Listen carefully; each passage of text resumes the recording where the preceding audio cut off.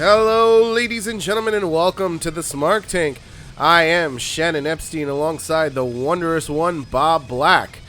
And we're just going to get right into it. First of all, I want to just thank everybody who have been continuously listening. Last week, we did not get a chance to get together due to work and stuff like that, real life issues.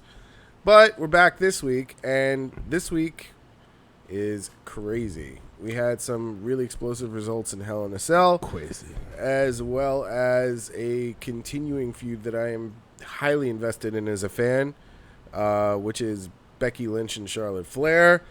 And I think we should just get right into that because we were talking a little bit about it before we started recording. Yes. And I have to say, I feel oftentimes... Yes. Just like this time, like they're doing it wrong. They're probably doing it wrong. And I feel like it's like, oh, you know, I just want to congratulate you. I just want to be your friend. Yeah. I'm Charlotte Flair. And it's like, no. If you look at Charlotte Flair's track record. No. And this is the beauty of television is that, you know, you can track back. You can look back at it. Yeah. Yeah. Maybe additionally is maybe you don't feel this way as a human. Charlotte Flair doesn't feel this way, but her character feels this way. Sure. Her character is a rotten to the core person. Kind of, yeah, a little bit. Who she's basically her dad. All but destroyed her, you know, the people that she came in with, the 4 horsewomen. Yeah.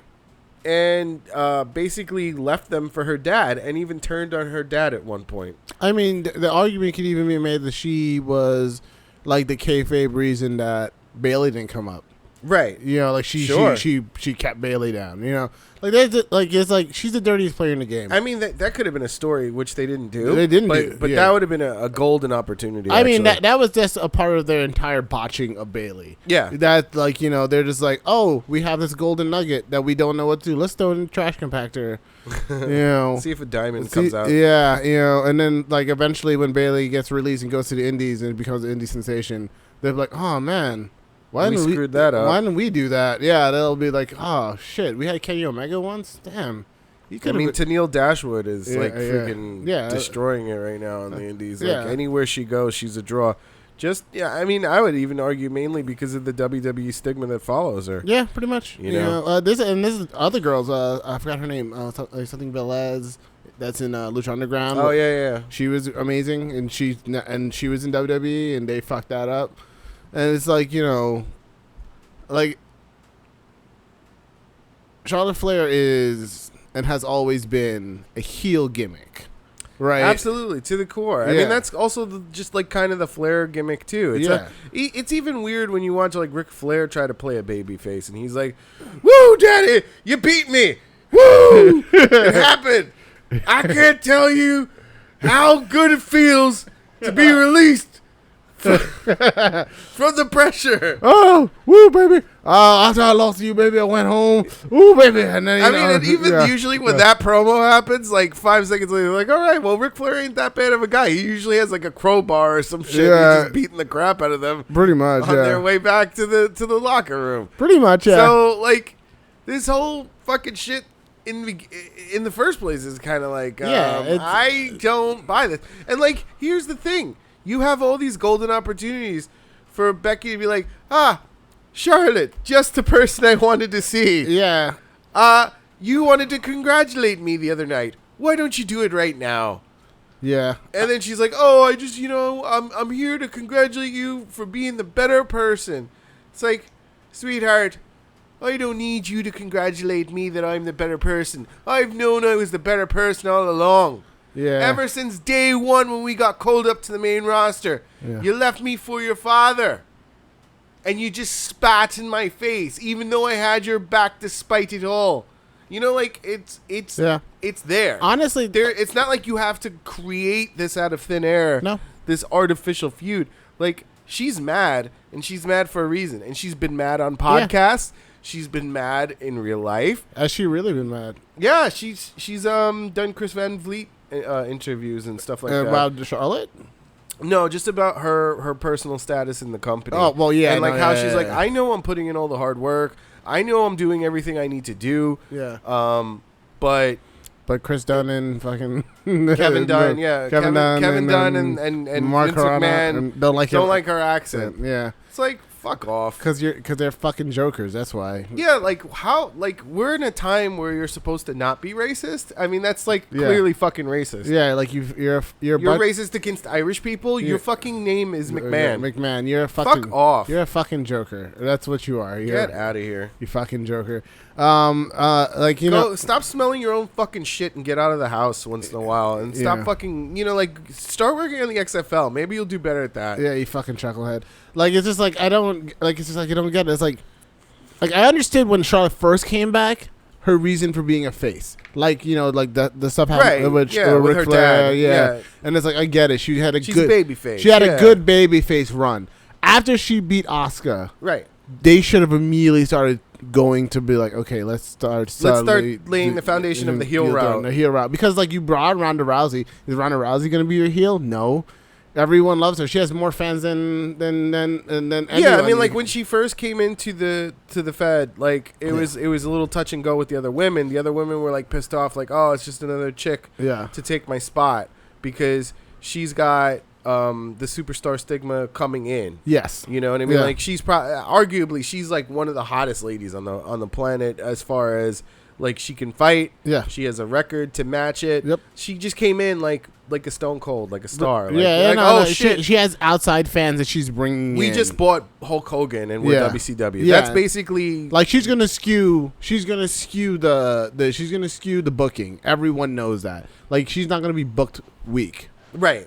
She's not going to job out to anyone. And it's important you don't book her weak because you spent all this time and money to get her because, like, she's not, Ronda's not coming in to just under her fucking pay, especially for all that time that you got to invest. No, she's definitely not. Doing more for WWE than WWE's doing for her. That's the truth. The understanding is that she basically has, she has her own fan base, and everyone that watches WWE, well, most people who watch WWE know who she is. Right. So it's like, so she, like, as much as I, like, love Charlotte Flair and Sasha Banks and Bayley and, Becky Lynch, they are known in a very particular world, which is the Raw wrestling. It's almost even more indie because NXT, to me, is the response to the indies. Sure. You know what I mean? Like, they get indie talent and put, the hottest indie talent. Yeah. Put him right inside NXT. But, like, Ronda Rousey is like getting Mike Tyson. Right, exactly. Yes. To be like a wrestler. And you're like, oh, shit. They got Iron Mike. He's like, yeah, I'm the baddest man. And now I'm going to come destroy Stone Cold Steve Austin, Shawn Michaels. Yeah, the baddest man. And they're like, I would have been afraid to see him actually get in the ring with those guys. Coming from Brooklyn, New York. Mike Tyson, and, like, he just, like, his finisher is like he bites people's ears or some shit. But you know what we missed out on is him cutting promos, like, like, I'm gonna rape you, Stone Cold. I'm gonna fuck you when you sleep, and then I'm gonna hold you. That shouldn't be funny. It's not funny. But that's the kind of promo he made. Yeah, that is definitely his promos, though. Yeah, that's an absolute promo he would say. Like, I'm gonna rape you jail style. Like, that's the kind of crazy shit that used to come out of his fucking mouth. Mm-hmm. But yeah, I guess we kind of missed out, and that would have been fine in the 90s. Because they were just trying to push the fucking edge anyway. Yeah, but, like, I mean, like, that's what she is essentially. She's like you getting, like, a really big, like, fighting personality. To, like, Evander Holyfield suddenly is like, you know what? I decided I want to do pro wrestling, and then you're like, no, Evander. And she's like, what? This is happening? Oh my god, this is actually happening. And but I'm also like, no, Evander, you don't want to do pro wrestling. You're like, yeah, I do. Like, so it's like, I decided I wanted to do pro wrestling. Well, it's kind of also like Stephen Amell, like, I'm gonna do pro wrestling. I'm gonna fight Christopher Daniels. What are you doing? Yeah. So, like, which I heard that match was really good. I didn't actually see it. It was, but like, so that's the situation you have with Ronda Rousey. So, like, if she's gonna be basically a face, right? Unless she's absolutely awful, then you can turn her heel. You should be setting up this Charlotte run to be a heel, because honestly, a lot of people were not on board with her being Asuka in the first place. Oh no. So you have. I'll be honest. When I was watching the match was starting to get good, and I was like, I would be okay if Charlotte won right now. Yeah, right. And then I said that in my head. Right when she won. And then she won, and I was like, whoa. Yeah, right when she won. Like, it was about to become a classic, and then it was like, she won. Like, we don't have that much time on a 7-hour fucking car. Are you kidding me? Yeah, it was like, yo, this match is just starting to get, like, the storytelling like the right. dumb fucking matches that they put on that goddamn card that drain time away. Yep. From matches that, like, I'm telling you. Yeah. 5 matches on a 7-hour card would have been great. Sure. Because then you're giving all the matches the time they need. They all feel like main events. Yeah. Whereas 17 matches on a 7-hour card, it just feels like we're going through the motions. At this point, yeah, kind of. I mean, that's my thing. It's like, all right, you had that chance, right? You had those chance. You had that chance. And then you had her go over Asuka in a way that a lot of people were not necessarily 100% happy with. There was a swerve for a lot of people, and particularly it kind of damaged Asuka, right? Because she was getting she was red hot. At that point, she was still kind of building. She was as hot as Ronda Rousey was. Yeah, in. I think part of that was to kill her. I feel remember like when Ronda came in at the Royal Rumble and everybody's like, yeah, because she had just won, and people it was a little slow going when she had first come in. People were still trying to get acclimated to her, and then she had matches with Nia Jax. She came in exactly at the wrong time. Yeah, exactly at the wrong time. Yeah, she and then she had matches with Nia Jax. She had matches with I'm talking about Asuka at this point. I'm talking about, yeah, she had matches with Nia Jax. She had matches with Emma, and she had all these matches with people, and you were seeing how good she was, and people were starting to get on her side. And then she won the Rumble. People started getting on her side more, and then then they completely fell apart. They didn't know what to do with her. And then they were like, okay, we're gonna do Asuka Charlotte, and people were like, all right, this sounds great. I'm amped. I want to see that match. I don't want to see Alexa Bliss Asuka because I already seen Alexa Bliss Asuka, and Asuka fucking destroyed her as she should. Right. And you're like, then you get into that match, and you're like, wait, why did she lose? After 15, 18 minutes. I think it was 25 minutes total, but if that match would have went on another 10 minutes and Asuka would have lost, it would have been a little bit more respectful to Asuka. Yeah, I'm just like, why did Asuka tap and to a one-armed figure eight? Like that, it's like, Asuka... I've seen Asuka go through a lot worse. Yeah, I've seen Asuka go through tables. What are you telling me a one-arm figure eight is enough to fucking destroy her? Here's the thing. Yeah. The girl held on to the title... longer than Goldberg did. Yeah. She broke a record. Yeah. And she worked through injuries. And broken collarbone. Gave so much to NXT and the brand. Now, look, I feel that if Triple H had an iota of control or influence in this discussion, she would not have been booked that way. Probably. This would have probably at least went to a no contest building towards... some sort of a feud. Yeah. You know what I mean? Yeah, no, you're right.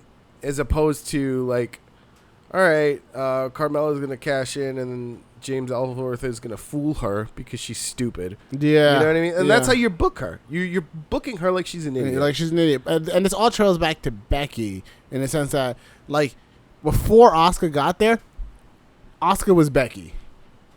Becky was the original Asuka, where she got there, she came in hot. She was the Irish lass kicker, and she was, doing the back exploder and fucking putting people in the disarmer. And then Charlotte would come win title, and you're like, okay, yeah.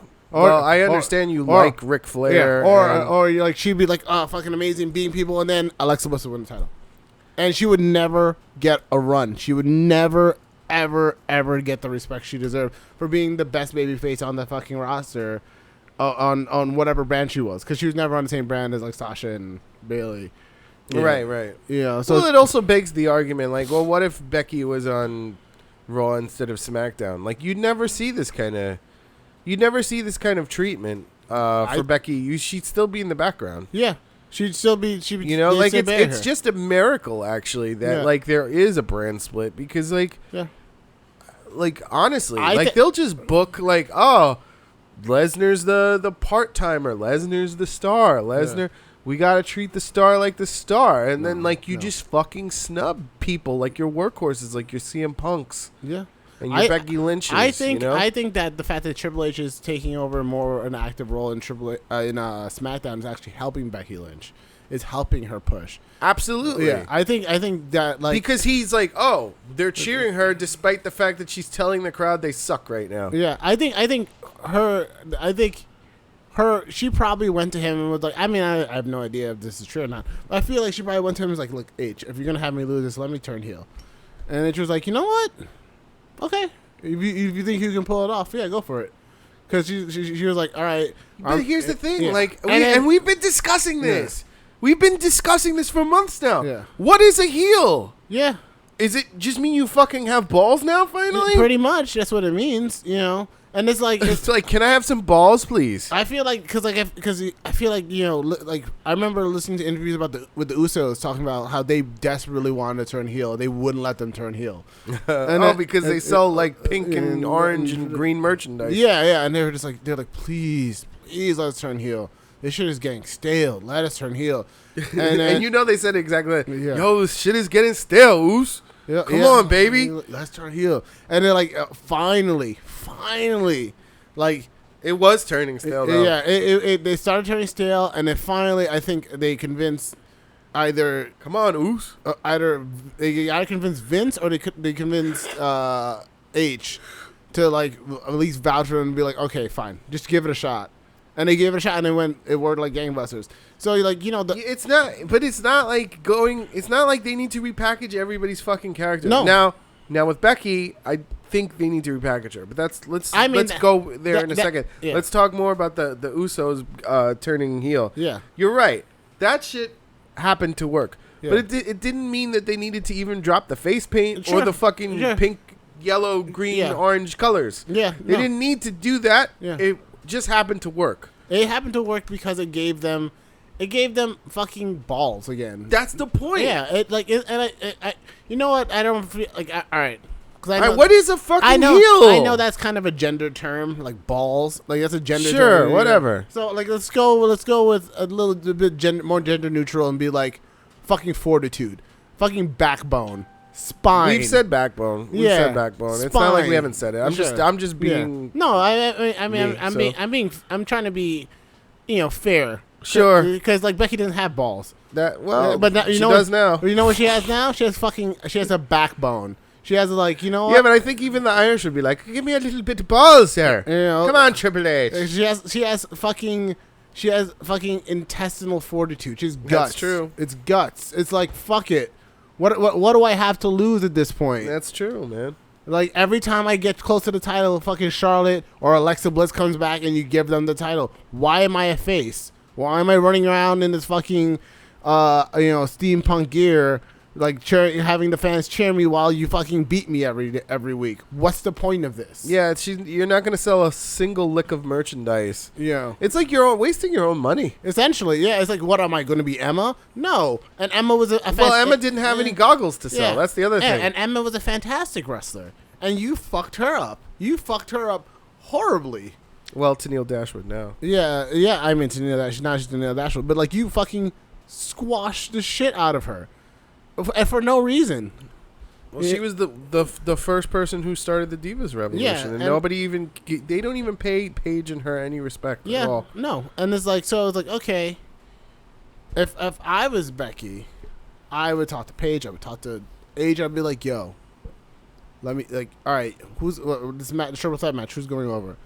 Charlotte's going. Oh, okay. Charlotte's going over. You sure about this? Like you really want Charlotte to go? Okay, all right. Can I please turn heel after this? I really just want to turn heel. If Charlotte's gonna go over and Carmella is gonna lose, and like you're just wait, so you think that she planned this? I don't think you don't think the writers had anything? I don't to do think with she planned it. I think she lobbied for it. I think she said if Carmella is going to lose the title to Charlotte, who she took the title from, you're going right back to status quo. Well, there's a built-in story where Charlotte weaseled her way into this match when she had no fucking place in there. Yeah, she's like, I want Carmella's spot. Give me the top heel spot. If you're gonna have fucking Charlotte take it, give me the top heel spot for a little bit. I don't know if I can't confirm that she lobbied for it. No, we can't confirm any of this. But I'm just saying you think that she lobbied for it. I think, okay. And if she didn't, I think she should have. I think she should have fucking been like, look, let me do this. You know. I mean, she was very vocal.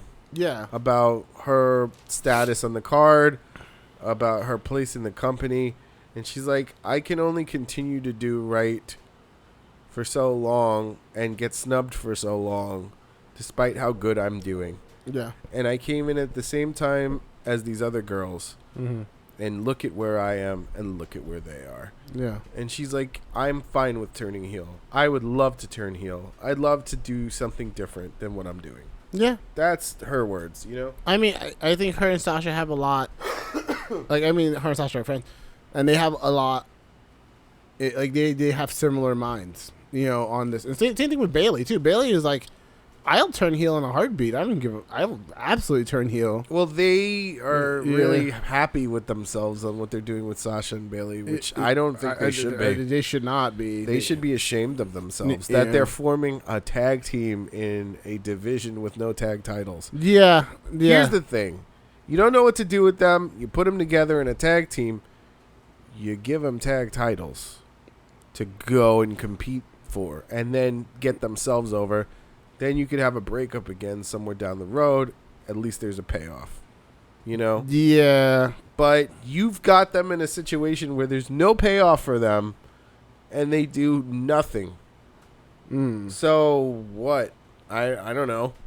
They just don't. I don't understand what they're like. It's just like maybe they really are planning to introduce those women's tag titles at Evolution. Evolution, probably. Yeah, and then there's probably going to be a women's U.S. title as well on both brands. Sure, whatever. Yeah, that's great. That's fine. You give stepping stones for the women so that like at least you don't have a Becky Lynch hanging in the back doing nothing now. You know what I mean? Like essentially, you know, it's like that's what you should do. But it's like these girls. I hear it's not selling at all, by the way. Evolution? Unfortunately. Yeah. That's unfortunate. Well, think about it. You're selling this pay-per-view where? Long Island? Second most misogynistic place other than Staten Island? Yeah. If you did this in Brooklyn, it'd probably work. I'd argue some sections of outlying New York, Great New York area, probably a little bit more misogynistic, but true. Yeah, like almost a red to purple vote over there. Yeah, sure, that's fair. Yeah. You know, like this is the people who like voted for Trump privately. Yeah, and didn't tell anybody. Sure. You know what I mean? So like, I'm sure Hillary won the majority over there, but like there was like a good majority. I was like, yeah, I'd like to see America be made great again. I mean, I do believe Staten Island ran for Trump. Oh, like, come on. Staten Island is its own thing. They should be part of.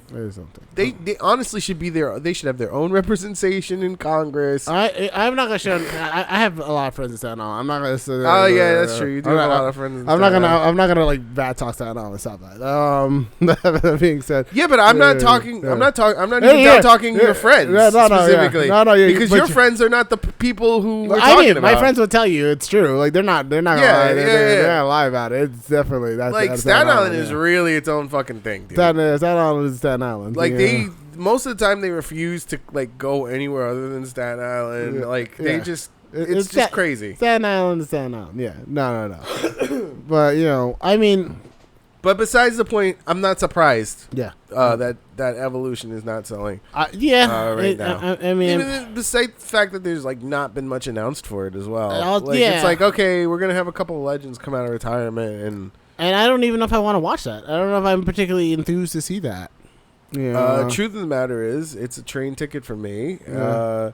It's a lot of money. It's not like WWE things are cheap. And then, like, most of the time I go to them, there's little to no payoff, except for during NXT takeovers, which, from start to finish, like, I go in and I'm like, ugh, what am I going to see? And then I come out and I'm like, oh, man, this is fucking nuts. I love this.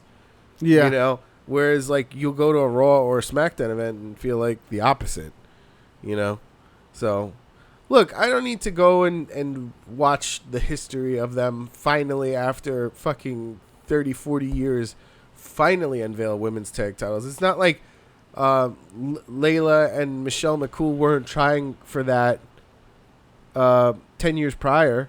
with Lay Cool. Mm-hmm. Because remember when they split the Diva title? They were like, we're both the Divas champion. Yeah. They were trying to get a tag division. Tag division going. Yeah, that's true. And they wouldn't bite then, and that was the Divas revolution, or not even the Divas revolution. It was just the Divas thing. Yeah, Divas era. Yeah. So like it's like,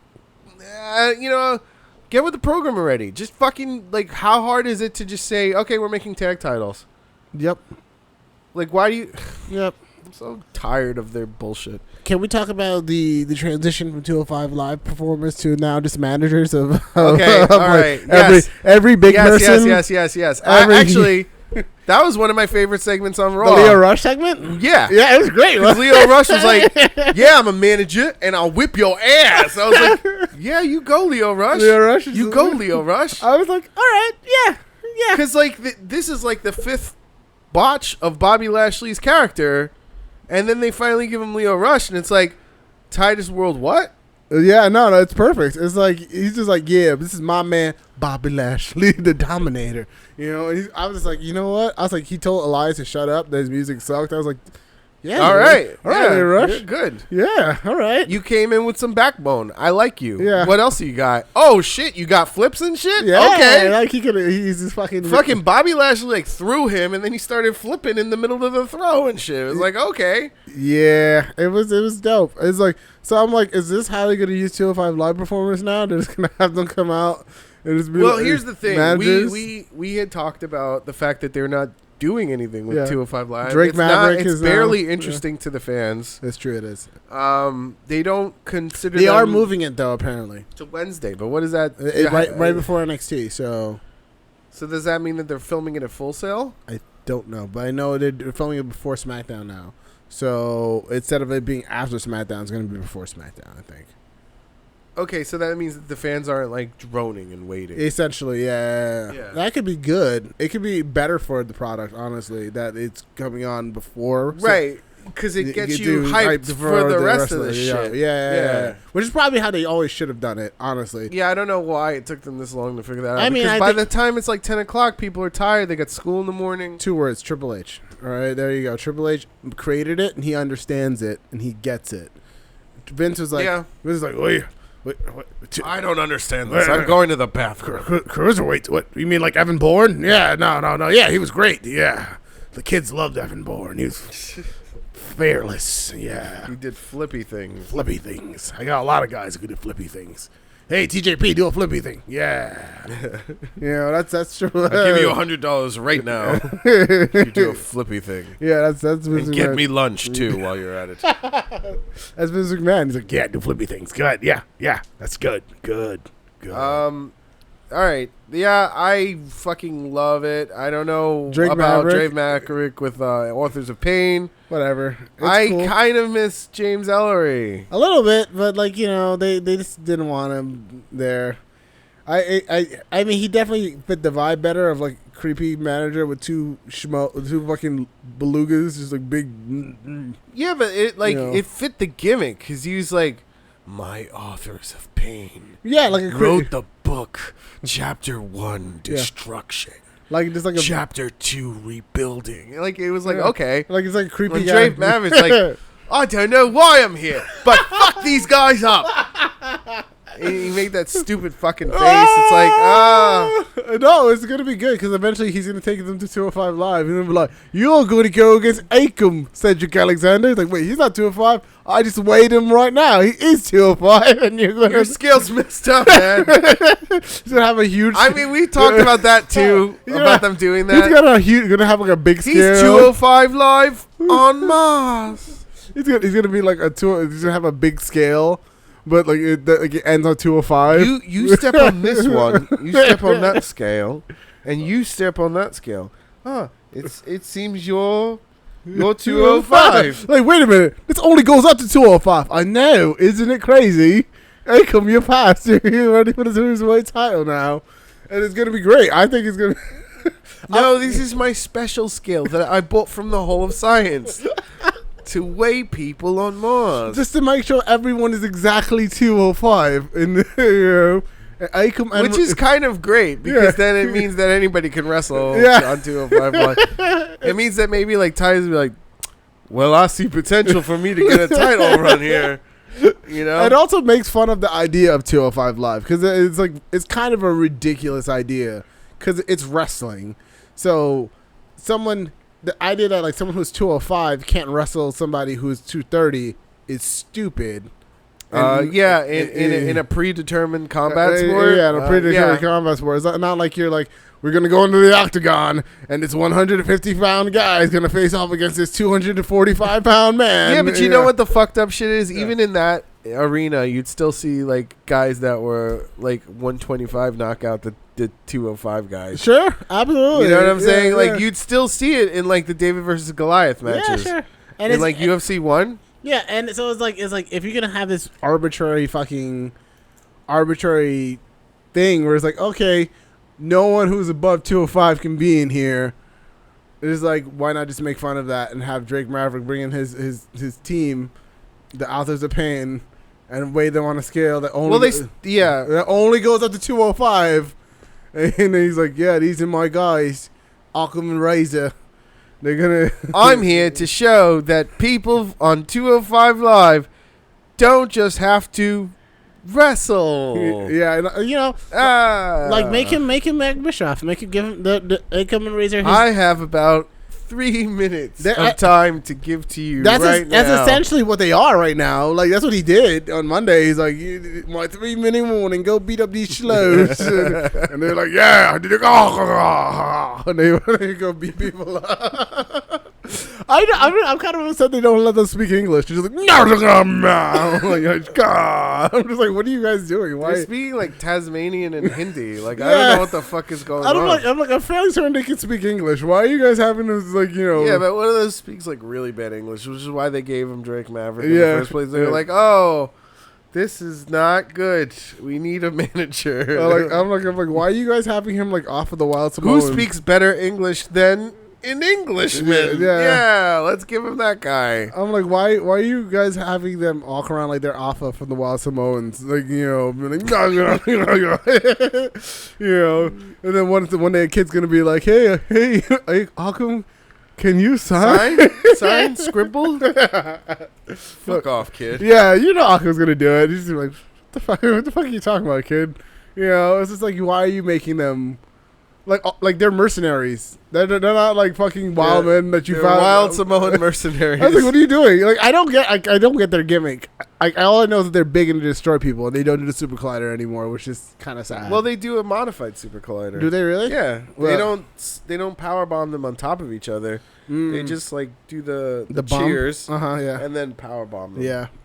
Someone got injured for that. That's why they don't. Yeah, one of the indie guys, just an indie talent. Yeah. I actually tweeted to him and he responded, and I was like, "Oh, dude, I hope you feel better." Yeah. He's like, "Thanks, man." Because that's how green he was. He fucking responded to me. So. Wow. Yeah. No. Like, you know, like that's what their whole gimmick was. Like, Paul Ellering found these dudes in like the bushes of Australia or some shit. Like, these mercenary guys, and he's like, yeah. He found the Bushmen. He's like, yes. You guys can go kill people in the What was the tag team with Luke and whatever, the Wild Bushmen? The Wild Bush. Is that what that Bushwhackers? The Bushwhackers. Yeah, there you go. Yeah. The Bushwhackers. Yeah. That was a great tag team. Yeah, I mean, but like that's what I think that the Bushwhackers in their prime could beat Occam and Razor. Probably. Just out of sheer confusion. Probably. Yeah. So that's all I'm gonna say. But I do like this. I do like the idea of I particularly like Leo Rush and Drake Maverick as managers, because you weren't really doing much. Well, what are they gonna do? Like, get Drew Gulak out there and fucking have him manage somebody? Like, my client is smarter than you. His name is Jinder Mahal. Like, I could see him with Jinder or something like that. If they still had, I can't believe I'm going to say this name. Please don't reappear on WWE television. Jack Swagger. He would probably be Jack Swagger's. Oh, I see. Yeah. Like, my client, Jack Swagger, is a real American hero. Right? Why do you have anything against Jack Swagger, by the way? I don't know. It's just so many things. They pushed him into the ground before he left. They definitely did. I don't. And this is a former WWE champion that they just said, "All right, we have nothing for you. In fact, Yeah. we've got something for you, but you're not gonna like it." And it was just like, We're gonna you're gonna fucking lose to our truth. Like Yeah. what? You're gonna be a racist redneck who loses to our truth. Which I was like, I don't understand why they switched. And then we're gonna lose the racist redneck, and you're just gonna be a redneck. They're just gonna be a He's like, what? like, yeah, you're just gonna be a redneck. Don't worry about it. You'll be fine. So, but Guys, listen. guys, I was a WWE champion, guys. I'm like, yeah, no. But I was a WWE, yeah, no. And he was like not a bad wrestler He at wasn't. all. He wasn't. You know what it is? I just, like every time I He see, just couldn't talk. That's Yeah. the problem. every time I see him, they just do worse and worse things with him. So I'm just like, I don't want to see him on WWE television anymore. I was like, Yeah, don't- well, just for his sake. for his and ours, because like, as much as it hurt him, it hurt us. It scarred us. Kinda, yeah. And like it's Like like this is what you do with your former champions. yeah, and it's like I don't want to hear him have to cut a promo, and it's just tragedy, tragedy all around. It's like he's a tragic figure. He's a tragic figure.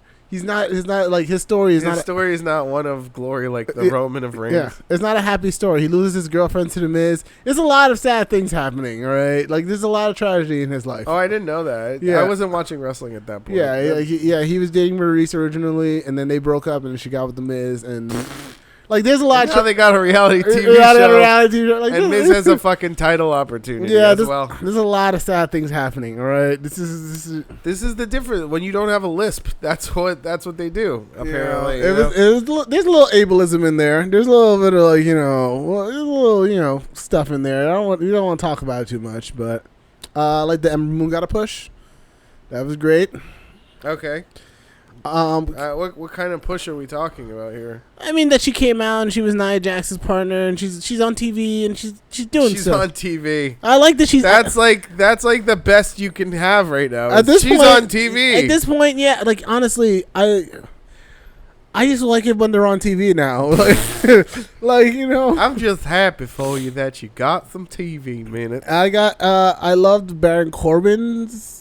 His title match. They finally did what we've been saying for weeks, where he's just like, all right, okay, I want a title match. All right, I'm general manager. I'm having a title match tonight. And then he hits him with the chair. He's like, oh, by the way, this is a no disqualification. Yeah, he did it twice already. Yeah. And he did the perfect thing. He did the thing that we've been saying. Like if I was a fucking cheap heel general manager, or if I had one, that's what I would do. He'd be like, I have a title match. And it's no disqualification, and the AOP are going to be lumberjacks, except they're only lumberjacks for you and not for me. All right, and it's like, yeah, no, that's why wouldn't you do that? Why would you not?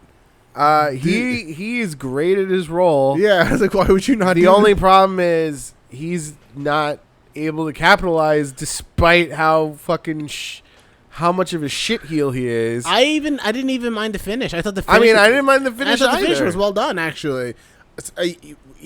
Even culminated with a surprisingly huge pop for Roman Reigns, and like some boos for Braun Strowman when he came out to make sure Roman lost. I was like, what is going on? What is this bizarre world that is occurring right in front of my eyes? Well, it makes you wonder, like, is Vince McMahon, like, stepping away again? Like, is that what's happening? Yeah. Why we're not getting, like, horrible finishes and, like, bullshit? But, like, that was okay. It was good. It was good, I think my favorite match on the card was probably Seth versus Dolph. Seth versus Dolph was awesome. Drew versus Dean was fine, but I wasn't really a fan of the finish just because I didn't want to see returning Ambrose in his first single. Is that his first singles match? Second singles. What was his first singles match? I forgot. He faced somebody else and he beat him.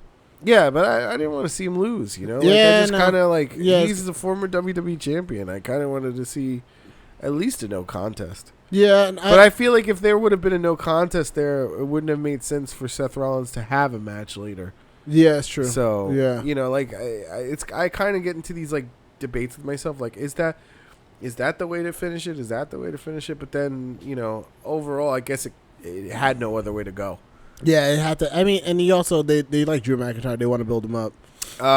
That's fair. Like it's not like Dean didn't have the spotlight already. It's fair to give Drew some breathing room to grow. And it wasn't like a really awful Like it didn't hurt Ambrose for him to lose that, particularly the way he lost, which is like, you know, well, he lost clean. He lost clean, but he lost clean by like he just got caught. It wasn't like he was like he got dominated and he lost clean. It was a back and forth match, and like it's not like Drew McIntyre is not a.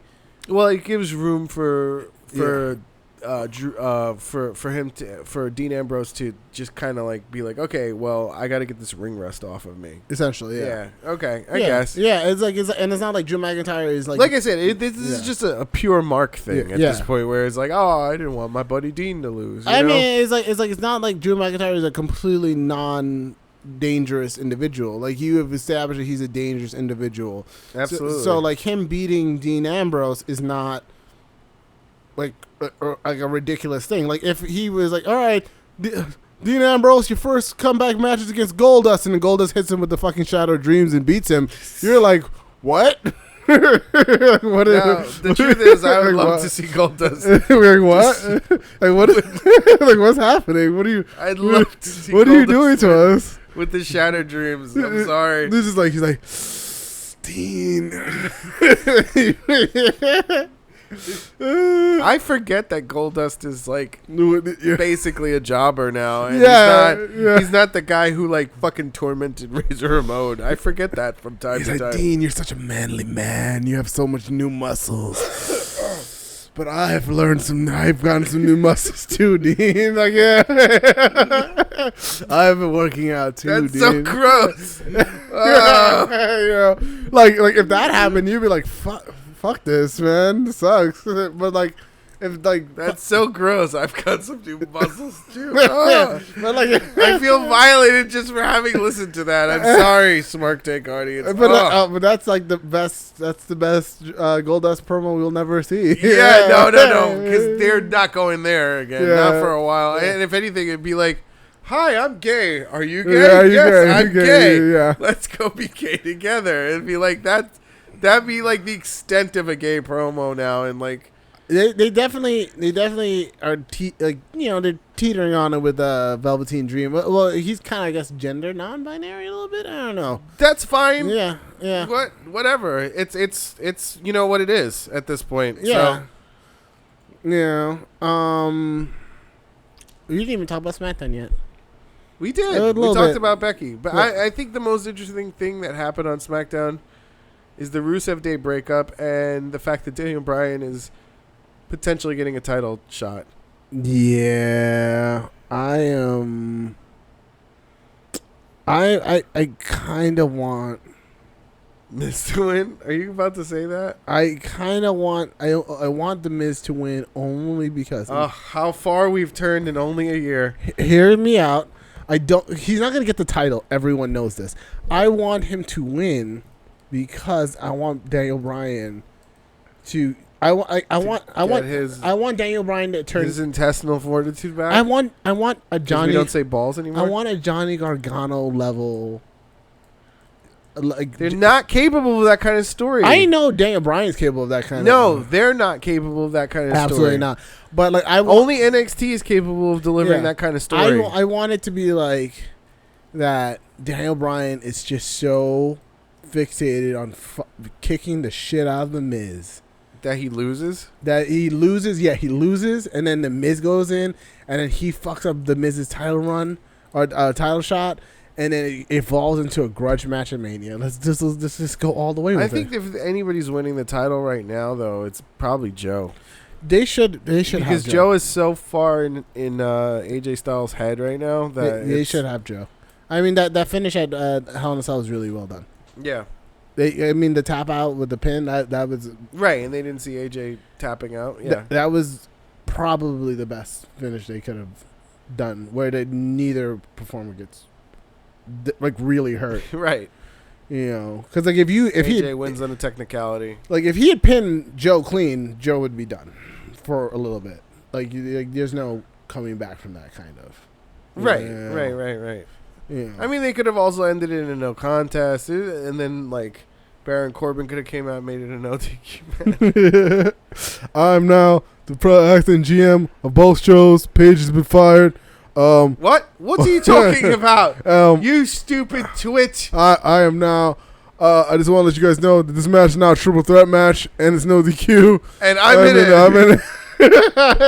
You know what? You should just start doing that.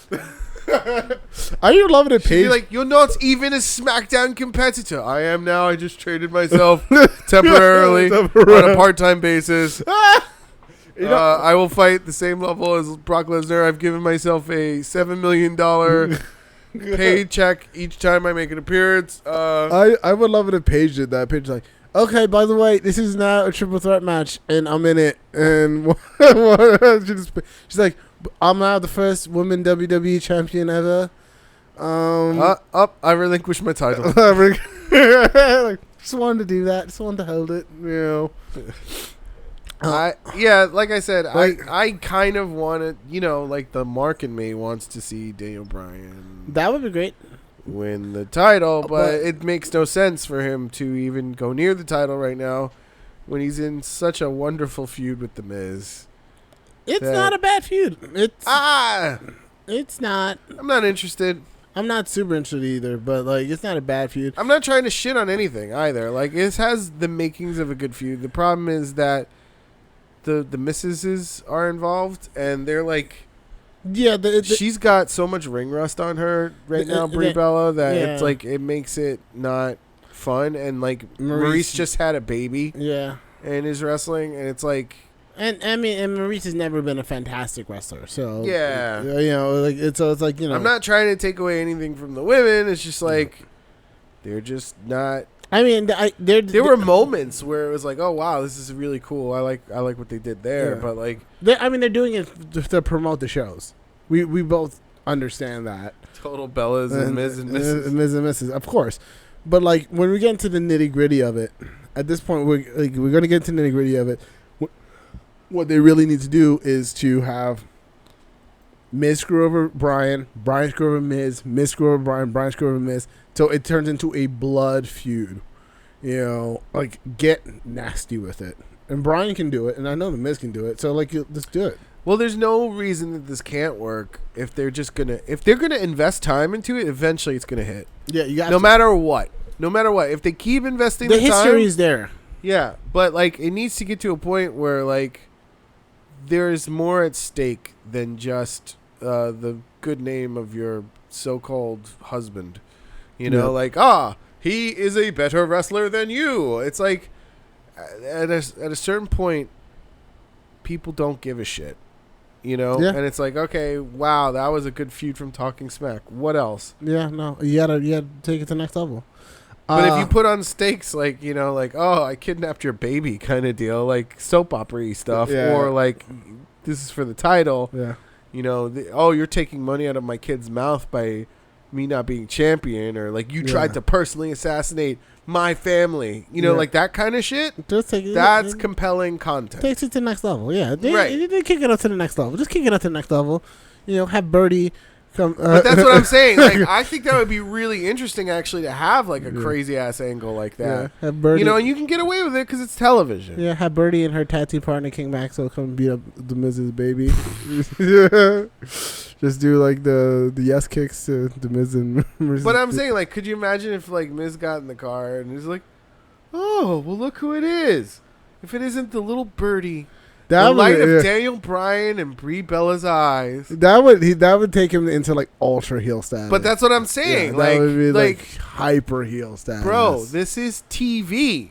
Yeah. This is not real life. Like that's the problem with a lot of like what gets done on television is that people that would be Ciampa level heel status. But that's what I mean. Yeah. Like you need that. Yeah, I also you need that for it to be interesting. I think the Miz would be in. I think the Miz and Bryan would do it. I just don't think. Well, yeah, because he knows he's not really stealing his fucking kid. Yeah, like what? Yeah. I just don't think. I don't think WWE would be. I don't think Miz would want to do it because it probably would fuck up anything else he's doing. Probably because it's like that's taking a strong stance on a character role. But I honestly think it's just TV, man. It's just character development. I think they would do it, but I don't think WWE. But there has to be a reason why he does it. I don't think WWE would do it, and here's why. Because then it promotes that kind of behavior. No, it appear to promote that kind of behavior, and they have sponsors, And sponsors are not going to be like, oh, wait. But like when so, all right, here's my take on this, okay? You're right. There are sponsors. You lose a couple of sponsors. They're not doing it. And then you gain more. Because there are so many more eyes on the product now that they're like, what are they going to do next? They're not. It's the same thing when Marlena in Days of Our Lives became the fucking devil. The only reason I know that is because I know how fucking popular it was at that point. That like people who never even gave a shit about soap operas said, I got to watch this shit. Yeah, it was very So popular. they lost some sponsors, Days of Our Lives, but gained a lot more. I don't think they'll do it. It's a risk. It's a risk, bro. I it's agree. A risk. It'd be a cool angle for one of them to go full Champa and just be like, I'm gonna kidnap your child now. Well, but like maybe something happens by accident. Like, they just go full SOA. It looks like Bree and Brian, what wonderful parents, left their child in the car. Yeah, I have to take this child to safety. You know, like some shit like that. Just like go full SOA with it. And just like have him take the child to Ireland. Speaking of which, are you watching The Mayans? I haven't seen it. I'm on episode 3 now. I didn't watch episode 3, which just aired last night. I haven't watched it. This is gruesome, this Mayans. Well, Mayans are probably a little bit more hardcore than the Suns a little bit. I don't know about that, man. They're both hardcore, but this one is just a little more gruesome. They're a little bit more connected with the Galindo cartel. Yes. Yes, they are. So, it's some real stuff going on. That's another conversation for another day. Yeah, no, but I'm saying like if Kurt Sutter wrote wrestling, that's the kind of shit you'd see. It's like why don't you steal the Mrs. Baby? Yeah, so you're gonna steal Daniel Bryan's baby, all right? I think it's gonna be really good. Then you're gonna dump some acid on the baby, and then you're gonna get a face tattoo, all right? You're just gonna get it says Miz, all right? And so I think they really know who you are. I also think you need some grills. By the way, why not have a bike when you come out? Sure. I feel like the Undertaker would probably love Kurt Sutter. Definitely. Like, this is great. I think it's time for your baby to rest in peace. Like this is the best character work I've ever had in WWE. But like I said, I'm not promoting that kind of behavior in the slightest. I'm just saying, like, think outside the box, like in that realm. I mean, that is like very old school 90s WWE that we're talking about. Oh, that is there's like attitude era, like attitude era to the max, baby. Where woo, where like Mae Young has like a hand. It was like what? She gets pregnant by Mark Henry and has a hand. How did that get up there? While she's smoking a cigar.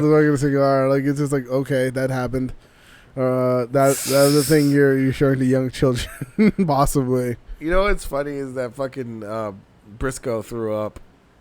Yeah, I think he like legit, in real life threw up. He legit threw up. Yeah. Interesting moments. Oh my god, yeah. I don't know. I'm just saying, like, I want to see a little more than let's throw some hairspray in your face. Yeah, no, that's fine. Let's all right. Let's end it off with Matt Hardy. Matt Hardy. Yeah. What do you want to talk about? Matt Hardy is. I think he's retiring. I think he's done. I think he's gone. I don't care. Here's why I don't care. I don't care because I'm happy for him if he's retiring. Me too. And that makes me happy that he gets to spend more time with his family. Yep. And I don't say I don't care because it's like, I don't care. It's stupid. No, it's more like, I don't care because I'm happy for him. I'm happy that he's I don't care if he doesn't retire because it just means he's coming back stronger than before. I hope so. And like he's just gonna come back full broken gimmick. Now he's not woken anymore. He's now fucking broken. I think they might be pushing towards Brother Nero for Jeff, particularly after that Hell in a Cell match. I have no idea. Yeah, it seemed like it was gruesome for his character. Yeah, not like sick bumps, but just gruesome for his character. Like it really fucked him up. Which I like. Speaking of Hell in the Cell, we didn't even talk about the main event, but like, what is there to talk about? Brock Lesnar came back. Whoop-de-fucking-do. It was clever. I wish they... but Hell in the Cells don't end in no contests. I wish they... You know what? I don't have a problem Especially with people named Mick Foley attached to it. I actually don't have a problem with it ending in a no contest. My problem was that they didn't do enough damage to both competitors before the no contest was called. Usually... At that point in the Hell in a Cell, the guys have been top of the cell. Shit had gone down. Like, they had been, like, fucked up. And then you can have Brock Lesnar come in and kick the door and hit him with like pieces of a table and shit. Hell in the Cell ain't what it used to be, my man. There needed to be more damage so that when he kicked in the door, which was a cool angle, it's a cool spot, kicks in the door, takes the door in the ring, throws it, hits him with it. That's cool. I'm like, all right. And then he does an F5, and I'm like, okay. And he does another F5, and I'm like, okay. And they're like, oh my God, they're so destroyed. They can't continue. Like, wait. Roman took like 5 F5s. What the fuck are you talking? Like just like 3 months ago, he took like 7 F5s. And Strowman, well, I guess Strowman has like a special weakness to the F5 for some strange reason. Actually, it's the red kryptonite Hell in the Cell. That was the most garish looking thing I've ever seen. They should never do that again. Like this red Hell in the Cell. I was like, what the fuck is that? I'm fine with the color changes, actually. I just, I like it that it's customizable where it could be any color. No. So here's the thing. I didn't like looking at people through a red backdrop because it just made my it hurt my eyes. I was like, it made because red is the first color that you're able to see on the spectrum. Yeah, it's like the primary. It's a primary color. Like it's like even if it would have been blue, I'd been like, this is too much, bro. Just make it like gray. Make it like a normal fucking cell, fam. What are you doing? I think maybe they were like, maybe we're gonna get some color and we want to hide it through the red in the cell. That's so stupid. I don't know. It was just dumb. I think red symbolizes there will be blood. It's just like that movie with Daniel Day-Lewis. Except there was like no blood? No. Yeah, exactly. So there was like zero color? I don't even understand the point of having Hell in the Cell anymore. Like, you don't do anything you used to do with the cell. Like, and I'm not saying like every match should be Mick Foley. But more like every match could be Shawn Michaels Undertaker. Sure. You know, it could be that level of awesome. Yeah. I mean, it used to be my favorite match type. Now it's like, maybe I'd rather see Elimination Chamber. Yeah. You know? Honestly, I'll say this. Like, the match was okay. And I understand that they were kind of in a catch-22 situation where they're like, we just put all this work in Roman. He just got the title. We can't just have him lose the title. And we built up Braun. Even if we're turning him heel, he's still like one of the top guys in the company right now. We can't just have him lose because it buries him a little bit. So they're like, they need to bury Lesnar. That's what they really need. They're like, so how do we fix this? We have Lesnar come in, kick the door off the cage, say, I never got my rematch. Hit people with F5s, and then have Heyman just be full tilt heel. No contest. And I'm like, okay, that's fine, but you should have had them get the shit kicked. Like they should have been like barely walking. Like you need to like make that brutality feel real. Like you, and it's not like you can't do it because Braun Strowman and Roman have had matches where you're like, okay, I don't know how these guys are walking. I really don't understand how these guys are standing up right now because that shit looks crazy. Yeah. Like when they had like Roman coughing up like fake blood, that shit looked real to a certain degree. Like, you know. Are you talking about that ambulance match? No. I'm talking about the match before the ambulance match. Oh, okay. Where like the no disqualification where like Braun Strowman took the steel steps and like. Oh, yeah. Slammed it in the stomach like a bunch of times. Well, that's because he wears that vest, so it was like making the impact double. Yeah. I mean, but it was a cool segment. It was a cool spot, yeah. Yeah, and it's like he's like crawling backstage and he's like coughing up blood and Ronald's like, I'm not done with you. You know, I was like, that's when they started getting into Braun because they like violence. Yeah, I don't know why they would think wrestling fans would like a certain amount of violence or blood or they're like, oh, this is whatever. Great. Yeah. And it's like, all right, that's a cool spot. So like, you need to have that level of violence before Brock Lesnar kicked that door in for me to be like, yeah, 1 F5 is all it takes for a no contest. Well, yeah, because then you could have said that, oh, Brock saved you. Essentially, yeah. But I don't know why. This is the other thing is I don't know why they didn't like take this opportunity to give the title to Strowman anyway and be like, all right, count him, no disqualification, right? Count him. Yeah, no, you know what? It's like I think that, or he could have easily had Roman be the one. Like he could have just taken Roman, put him on top of Strowman, or like pick his count him. Yeah, and then he'd be like, well, why did you let Roman win? Because Roman's the one who beat me. Yeah, I need to fix that. Yeah, I need to get that mark off my record. Yeah, and then Cain Velasquez will come in and be like, yeah, no. Well, I'm a mark you'll never get off your record. You know, like yeah, and then they haven't beat him. Come on, we all know this. Listen, Yugi, you can't beat me. I'm Seto Kaiba. Can't beat me, Yugi. But like, yeah, no, that was my only issue. Other than that, it was a cool spot. Yeah, sure. It was all right. I don't care either way. I just whatever. feel like we're getting. I feel like here's the thing. All In and ROH and fucking NJPW, fucking even Impact at this point, they're stacking the deck against WWE. Well, they're stepping up.